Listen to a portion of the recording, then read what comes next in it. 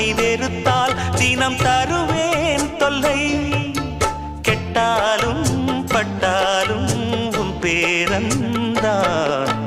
என்னடி ஞான பெண்ணே, உண்மை சொல்லடி ஞான பெண்ணே. நடந்தால் 2 அடி, இருந்தால் 4 அடி. நடந்தால் 2 அடி,